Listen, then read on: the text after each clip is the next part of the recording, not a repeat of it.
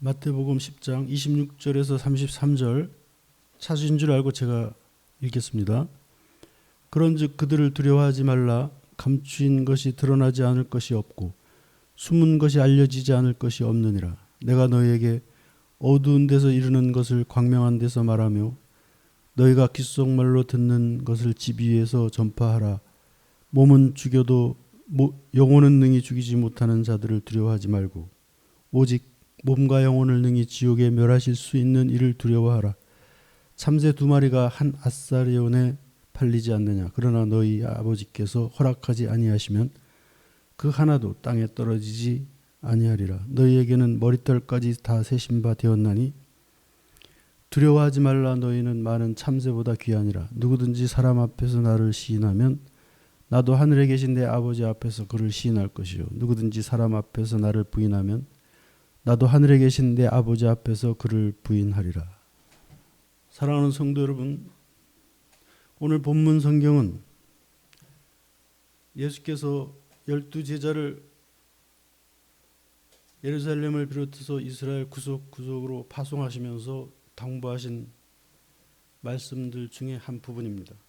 가장 먼저 하신 당부의 말씀은 마태복음 10장 5절에서 8절에 보면 가서 너희가 하나님의 복음을 증거하고 그 복음을 통해서 나타나는 그런 은혜와 기적이 나타날 때 너희들이 거저 받았으니 너희들도 거저 주라. 이런 말씀을 가장 먼저 하셨습니다. 거저 받았으니 거저 주라. 이것이 예수님의 제자를 파송하면서 첫 번째 당부 말씀이고 권면의 말씀이고 명령이었습니다. 오늘 우리 교회가 부유해지고 어떤 뭔가를 이렇게 하다못해 뭔가를 파송하고 인력을 파송하고 자원을 파송할 수 있는 그런 능력을 가진 것은 그것은 하나님의 뜻이고 그것은 좋은 것이지만 그러나 거저 주는 그런 이미지를 혹시 놓쳐버린 것은 너무나 아쉬운 것이 아닐 수 없습니다.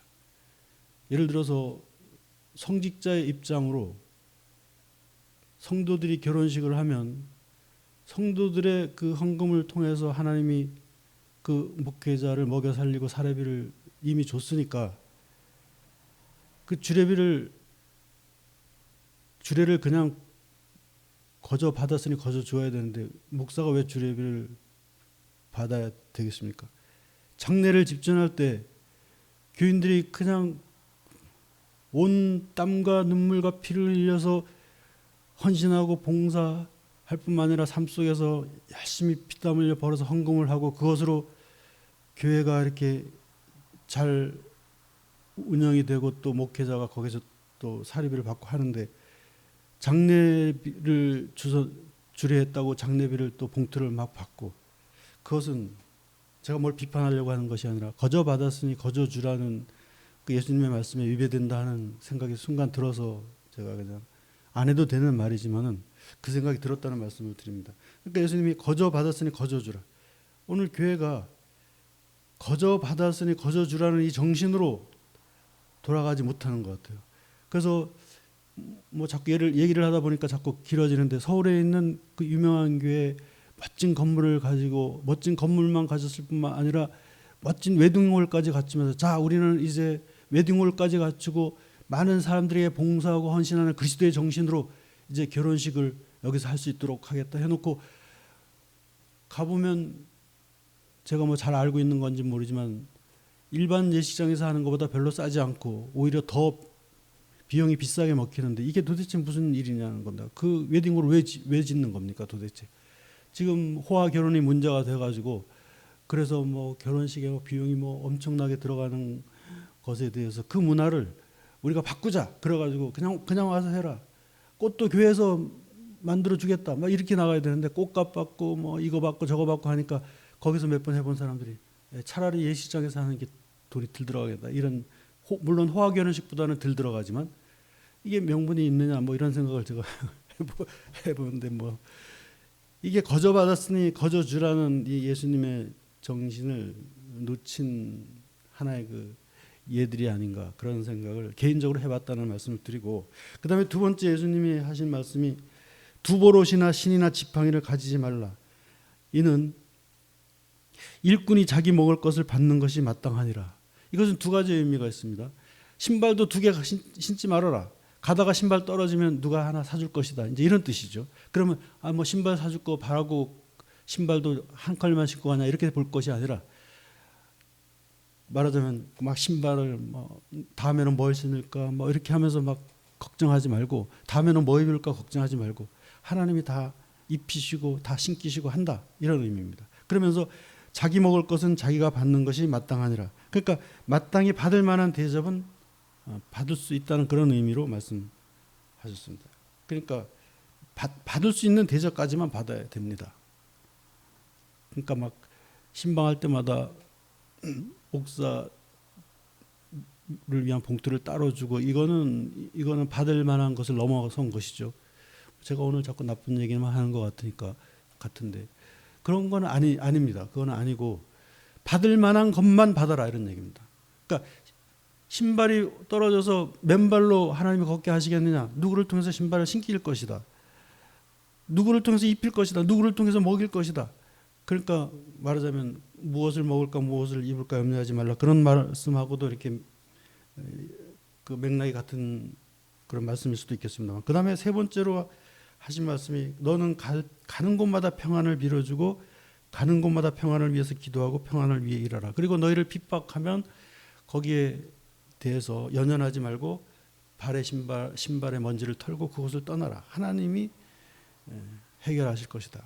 그러니까 너희가 받은 평안이 그들에게 복이 될지 아니면 그들에게 그 평안의 복을 누리지 못하는 계기가 될지는 하나님이 판단하시고, 그것을 받아들이는 자의 그런 책임이니까, 너희들은 책임이 없으니까 너희들이 받는 핍박에 연연하지 말고 그것을 그냥 발에 먼지를 떨고 떠나라, 이렇게 말씀하셨습니다. 그러면서 마태복음 10장 16절에서는 너희는 그러나 뱀같이 지혜롭고 비둘기같이 순결하라. 그리고 미움과 박해를 받을지라도 끝까지 견디면 너희는 면류관과 상급과 구원의 영광을 받으리라, 이렇게 말씀합니다. 그러면서 미움과 박해를 견디는 자로서 어떻게 해야 하는지를 말씀하시는 것이 바로 오늘 본문의 말씀입니다. 오늘 본문 26절은 우선 두려워하지 말라고 말씀합니다. 그래서 오늘 본문 26절에서 31절을 제가 다시 한번 읽어보면 이렇게 말씀하고 있습니다. 그런즉 그들을 두려워하지 말라. 감추인 것이 드러나지 않을 것이 없고 숨은 것이 알려지지 않을 것이 없느니라. 내가 너희에게 어두운 데서 이르는 것을 광명한 데서 말하며 너희가 귓속말로 듣는 것을 집 위에서 전파하라. 몸은 죽여도 영혼은 능히 죽이지 못하는 자들을 두려워하지 말고 오직 몸과 영혼을 능히 지옥에 멸하실 수 있는 이를 두려워하라. 참새 2마리가 한 아사리온에 팔리지 않느냐. 그러나 너희 아버지께서 허락하지 아니하시면 그 하나도 땅에 떨어지지 아니하리라. 너희에게는 머리털까지 다 세신 바 되었나니 두려워하지 말라. 너희는 많은 참새보다 더 귀하니라. 이렇게 말씀하고 있습니다. 하나님과 그리스도로부터 보내심을 받은 사람은 대적자를 두려워하지 않아야 하는데, 그 이유는 대적자들의 사악하고 악랄하고 거짓되며 또한 가증스러운 모든 의도와 과정과 목적이 마침내 다 드러나기 때문이라고 볼 수가 있습니다. 오늘 본문 말씀이 그것입니다. 감추인 것이 나타나지 않을 것이 없고 숨긴 것이 드러나지 않을 일이 없다. 하나님이 다 드러내시면 드러나고 하나님이 나타내시면 다 나타낸다, 이렇게 말씀합니다. 그리고 하나님을 두려워하지 않는 자들을 통해서 우리가 깨달아야 될 것은 반대로 몸은 죽여도 영혼은 능히 죽이지 못하는 그 사람들을 두려워할 이유가 없다는 것입니다. 그들이 두려워하지 않는 하나님을 우리가 두려워해야 하고, 그들이 두려워하는 그런 세상의 것들을 우리는 두려워하지 않을 수 있어야 된다는 말씀을 하면서, 하나님은 몸과 영혼을 능히 지옥에 멸하실 수 있는 분이라는 말씀도 하고 있습니다. 지옥에 대해서 한때 그 많은 그런 지옥에 관한 설교와 지옥에 관한 그런 그 이야기들, 그런 지옥에 관한 그런 관심들이 많았지만 요즘은 현대에 들어와서는 일부러 피하기도 하고 또 잘 얘기하지 않고 있습니다만, 그리고 지옥에 대해서 소극적으로 얘기하는 경우도 더 있습니다.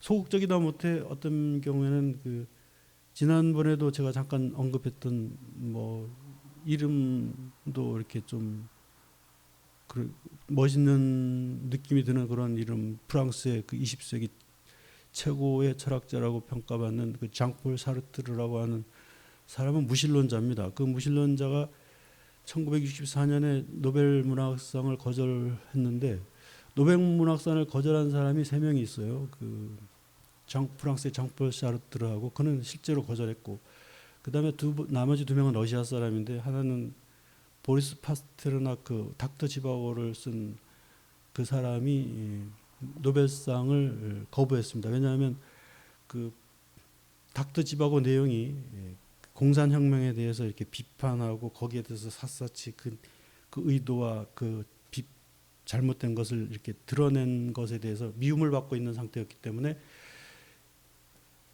그 닥터 지바고를 쓴 보리스 파스테르나크가 노벨 문학상을 그때 수용받는다면 그 나라에 살 수 없고 망명을 해야 되는 처지였습니다. 그런데 망명하기가 싫어서 나는 그냥 이 나라에 조금 미움을 받더라도 그냥 살고, 그리고 나라가 나를 조금 더 관대하게 대하기 위해서 이 노벨상을 거절한다. 이래서 거절한 경우가 하나 있고, 또 하나는 다시 그 사람도 러시아 사람입니다. 그 고요한 동강을 쓴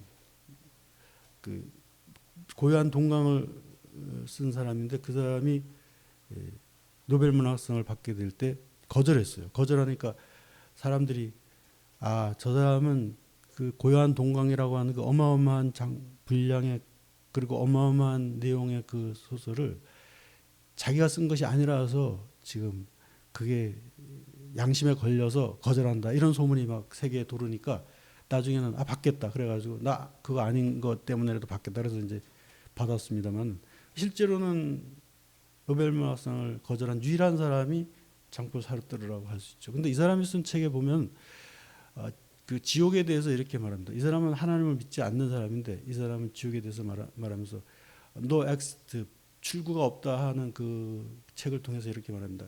3명의 서로 다른 성격의 사람들이, 개성이 뚜렷한 사람들이 어떤 그 공간에 갇힙니다. 그런데 그 사람들은 밖으로 나갈 수도 없고 밖에 사람들이 그 안으로 들어올 수도 없이 3사람만 살고 있는 그 공간에서 그들은 서로를 향해서 이렇게 그 위로하고 격려하는 것이 아니라 갈수록 서로가 냉정해지고 서로를 비판하게 되고, 너는 나를 통해서 네 자신을 봐야 된다 그러면서 비난하게 되고, 그러면서 나가지도 못하고 들어오지도 못하는 출구가 없는 이 방에 갇힌 이 세 사람이 바로 그 시선이 바로 지옥이다, 이런 식으로 하면서 다른 사람의 시선을 두려워할 수밖에 없는 인간의 자유는 저주받은 자유고 내던져진 자유고, 그 자유는 이것은 그 지옥의 자유다, 이런 말을 뭐 비슷한 말을 했습니다. 제가 뭐 정확하게 막 길게 얘기할 수는 없습니다만. 근데 이 장폴 사르트르는 도스토옙스키가 만약 신이 없다면 모든 것은 다 용서될 것이라고 하는 그 말의 의도의 반면을 잡은 겁니다. 원래 그 말을 한 도스토옙스키는 신이 계시기 때문에, 하나님이 계시기 때문에 우리는 양심을 지킬 수 있고 우리는 하나님의 용서를 구할 수 있다, 이런 의미로 얘기한 건데, 만약 신이 없다면 모든 것은 용서될 것이다 하는 거에 그 다른 면을 붙잡으면서, 우리가 신이 없기 때문에 우리는 이 세상에 온 이유에 대해서, 목적에 대해서 생각할 필요도 없고 거기에 대해서 논할 필요도 없고 그냥 떠돌아가다가 되는 대로 살다가 죽어갈 자유를 가진 자다, 뭐 이런 얘기를 하면서, 그러면서 그나마 그 자체를 그것을 저주받은 지옥이라고 이렇게 표현을 했습니다만은, 또 믿는 자들 중에서도 제가 어떤 책을 읽다가 발견하는 건데, 지옥에 대해서 어떤 그 좀 문학적인 상상력을 가미한 이런 내용의 말을 하는 것을 제가 본 적이 있습니다. 뭐냐면 지옥은 엄청난 그런 신음과 엄청난 두려움과 엄청난 그런 비극이 존재하는 곳이 아니라, 그 사람의 그 상상력을 통해서 말합니다. 지옥은 나는 이곳에 올 사람이 아니야. 나는 이곳에서 이런 대접을 받을 사람이 아니야. 나는 이곳에, 요한계시록 22장에 보면 그 지옥에 대해서, 21장에는 지옥이 영원히 꺼지지 않는 불못과 유황불이라고 나와 있으면서 22장에는 뭐라고 나왔냐면 성에 들어가지 못하고 성 밖에 쫓겨난 곳을 지옥이라고 하기도 했거든요. 그러니까 그런 걸 붙들고 상상을 가미해서 이렇게 말합니다. 그러면서 나는 결코 저 성 안에 들어가지 못할 자가 아니야. 나는 성 안에 넉넉히 들어갈 수 있는 자인데 난 억울해. 그러니까 지옥은 그 사람의 말에 의하면 내가 여기 와서는 안 됐는데, 내가 여기 오지 않기 위해서 하나님 앞에 더 매달리고 했어야 되는데, 그런 자들이 모인 곳이 아니라 내가 왜 여기에 있어야 돼? 하나님은 나를 잘못 보신 거야. 끝까지 그렇게 말하는 자들이 모인 그런 곳이라고 이렇게 얘기하는, 그렇게 쓰는 글을 제가 읽은 적이 있습니다만, 그리고 또 언젠가 그 어떤 작은 교회 목사를 통해서 이렇게 그 글을 통해서 이렇게 제가 접하게 된 내용 중에, 그 목사님이 주일을 앞두고 토요일 날 기도하고 주일을 준비하느라고 크지 않은 예배실에 이렇게 앉아서 기도하고 있는데, 마침 열려 있는 그 문을 누가 이렇게 잡아당기면서 들어오는 기척이 느껴져서 기도를 이렇게 하다가, 그래도 이제 목회자니까 이렇게 그 사람에게 관심을 가져야 되니까 이렇게 뒤를 돌아보니까 어떤 남루하고 초라하면서 아주 비범한 분위기를 가진 누군가가 옆에 와서 앉더래요. 앉더니 목사님 제가 상담할 게 있습니다. 그러더래요. 하십시오. 근데 그 사람이 자기의 죄에 대해서 얘기를 하더래요. 처음에는 그런 실수를 하셨군요. 뭐 사람이 살다 보면 실수도 할 수 있죠. 이런 식으로 됐는데, 말을 듣다 보니까 머리카락이 쓰고 막 그 피부가 막 그 닭살이 돋고 막 소름이 끼치는 그런 상황까지 간 거죠. 그래도 목사님이 그걸 참고 목사로서 할 수 있는 말을 했습니다. 형제요, 십자가에 있던 그 한 명의 강도도 마지막으로 예수께 용서를 구하고 구원받았습니다. 회개하면 하나님이 회개의 기도를 들어주실 겁니다. 그랬을 때 그 사람이 뻘떡 일어나더랍니다. 뻘떡 일어나더니 이렇게 고개를 숙여서 가까이 대고 크지 않은 목소리로, 그러나 차가운 목소리로 그렇게 말했다는 거예요. 목사님, 마귀가 회개하는 거 봤습니까? 그리고 그냥 슝 나가버리더래요. 그러면서 내가 진짜 그 인간의 탈을 쓰고 온 마귀를 만난 거구나, 이렇게 생각했다는 그런 얘기를 들은 적이 있습니다.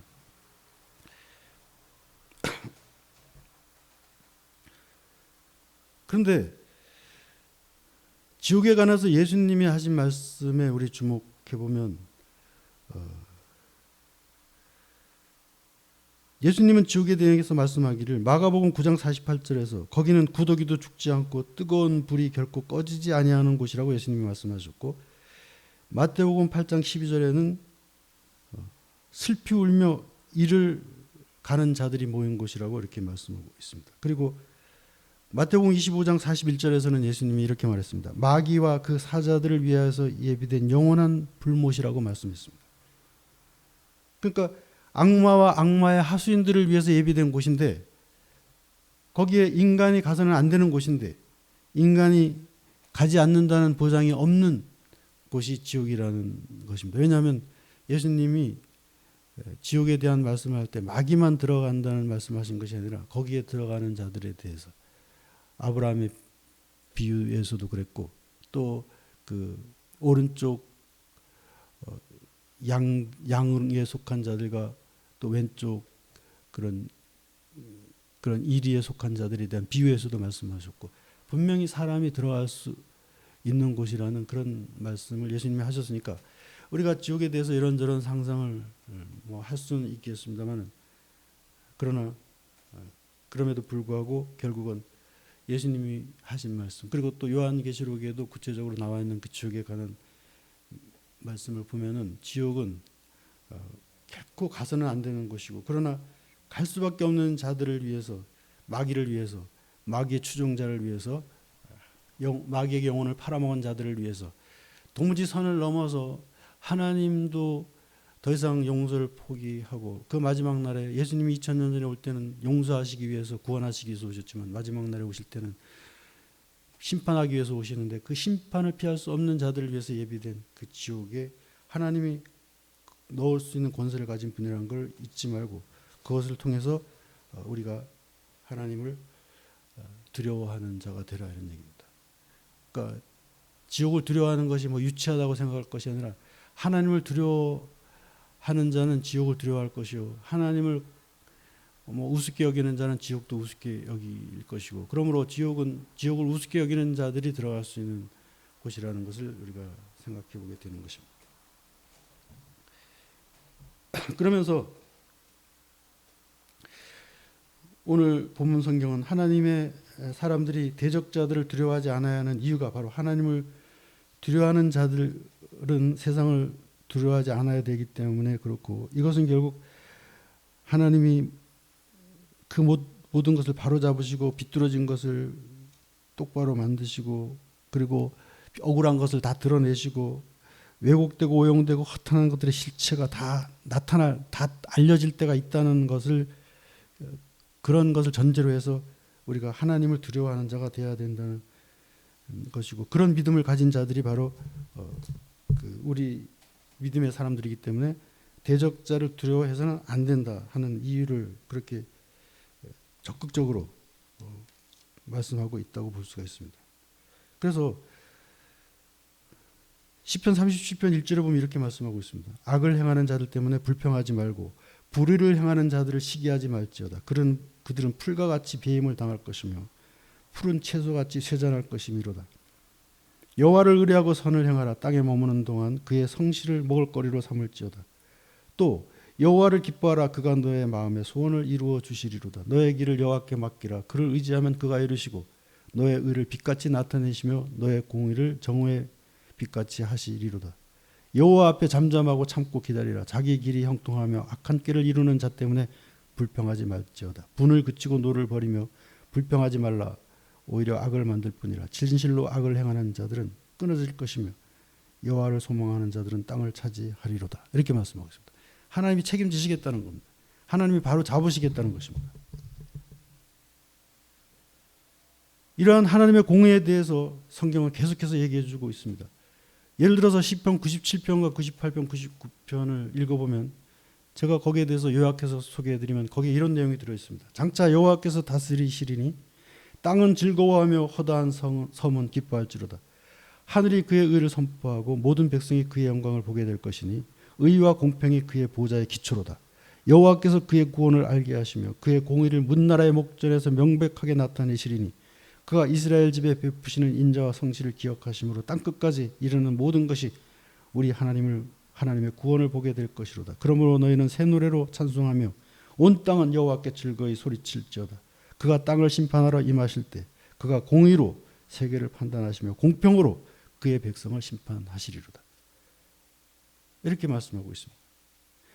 하나님의 심판은 공의의 심판이고 구원을 향한 심판이고, 그리고 하나님의 심판은 구원의 가치와 의미와 소중함을 드러내는 심판이라는 것입니다. 그러므로 사랑하는 성도 여러분, 하나님의 공의는 감추인 것이 드러나고 숨은 것이 알려지며 어두운 곳에서 꾸미고 모함하던 말들이 밝은 곳에서 다 드러나며 귓속말로 수군대던 일들이 집 위에서 높은 곳에서 실체를 드러나게 될 때, 이것이 곧 하나님의 공의를 바라보며 참고 견딘 자들이 마지막 날에 공평한 심판을 받고 하나님이 다루시는 모든 것을 바로잡으시는 그날을 기다리는 자들에게 약속하신 말씀이라는 것입니다.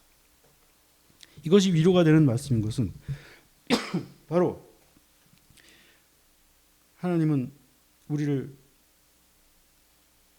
위로하실 때 그냥 겉으로 일시적으로 위로하는 것이 아니라 이렇게 영원한 그런 구원의 기쁨과 그리고 영원한 공평함과 공의를 통해서 위로하신다는 것입니다. 그래서 이사야 40장 1절에서 8절을 제가 읽어보면, 너희 하나님이 이르시되 너희는 위로하라. 내 백성을 위로하라. 너희는 예루살렘의 마음에 닿도록 말하며 그것에게 외치라.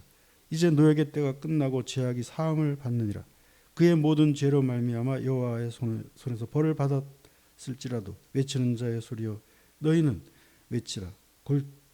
하나님의 대로를 평탄케 하되 골짜기마다 도두어지고 산마다 언덕마다 낮아지며 고르지 아니한 곳이 평탄하게 되며 험한 곳이 평지가 될 것이요 여호와의 영광이 나타나고 그 모든 육체가 그것을 함께 보리라고 말하라.